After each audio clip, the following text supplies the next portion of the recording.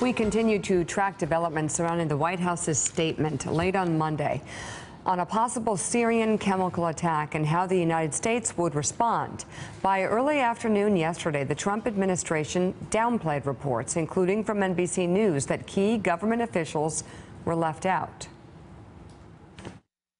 I think that the message from the statement yesterday was extremely clear. I don't think it was a gray area. It was pretty black and white. I can tell you that leadership from the State Department, DOD, DNI, the CIA, as well as members of the administration within this building were part of that process from the very beginning and fully aware. I know that there was a routine meeting that took place yesterday. I don't believe that there was anything beyond that yesterday.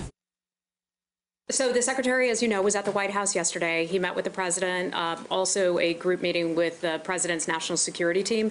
And that's when this conversation was all had about that statement. I'm not going to get into our internal conversations, but the secretary was aware of it. Folks here were aware of it.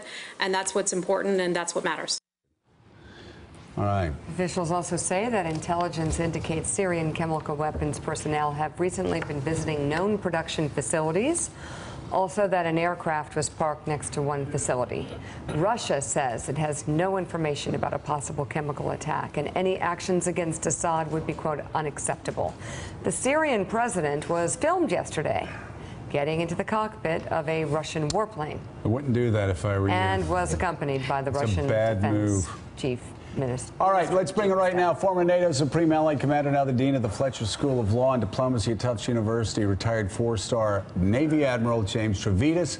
He's the Chief International Security and Diplomacy Analyst, also for NBC News and MSNBC. Also, we've got former DOD official and former Executive Director of the Graham Talent WMD Commission, Dr. Evelyn Farkas. She is now a Senior Fellow at the Atlantic Council. Admiral, let me just start with you. Sure. The insanity of a White House putting out a statement without passing it by your Secretary of Defense, without the NSA knowing, without the leaders at CENTCOM knowing, is just baffling. Yeah, it's outrageous, and it really talks to the dysfunctionality at the moment that we're seeing in Washington. And it's not only the key leadership, it's those next tiers down who have to do the planning and have to be ready to execute. Well, but Admiral, let me ask you about this. You take Rex Tillerson in the State Department.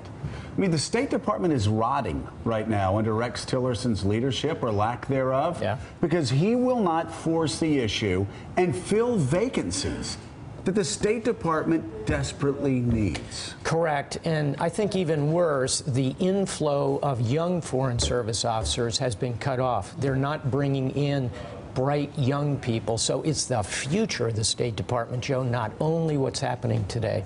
So let me ask the both of you.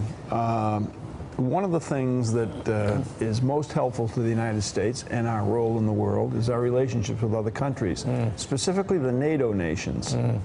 What, in your view, is the state of America and NATO with regard to Afghanistan, the Middle East, and the safety of Europe? So think of the transatlantic partnership, United States and European nations, as a bridge. It was rock solid during the time I was a NATO commander. Afghanistan, Libya, the Balkans, etc. Today, that bridge is really creaky because of a nagging sense on the part of the Europeans that the Trump administration is not serious about their support to NATO.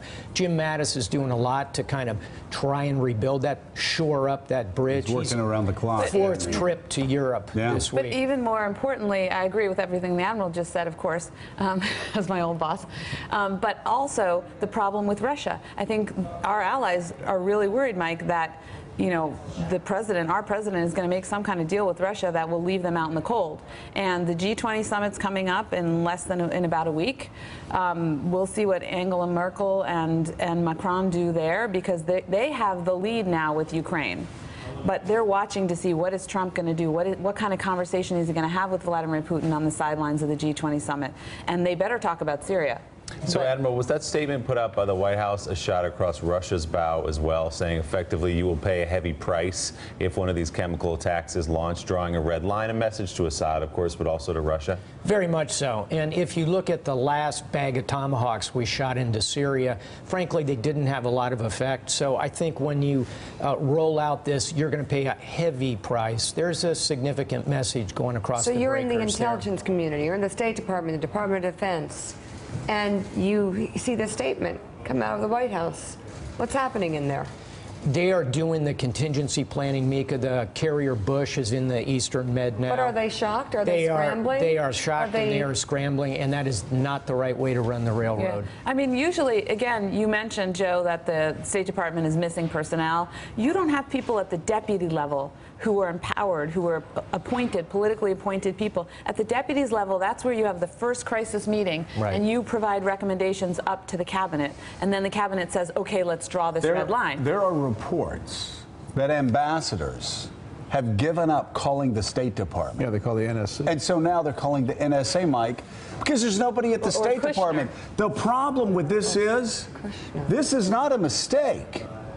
This is a calculated attempt to gut the State Department and let Jared Kushner and Donald Trump and Steve Bannon run our foreign policy. Yeah, and this has been planned for a long time. This is not a mistake, and it's destroying America's diplomatic reach across the world.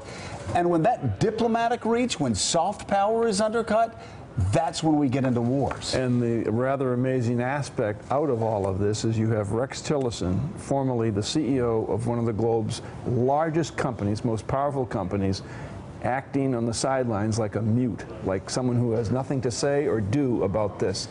Thanks for checking out MSNBC on YouTube, and make sure you subscribe to stay up to date on the day's biggest stories. And you can click on any of the videos around us to watch more from Morning Joe and MSNBC. Thanks so much for watching.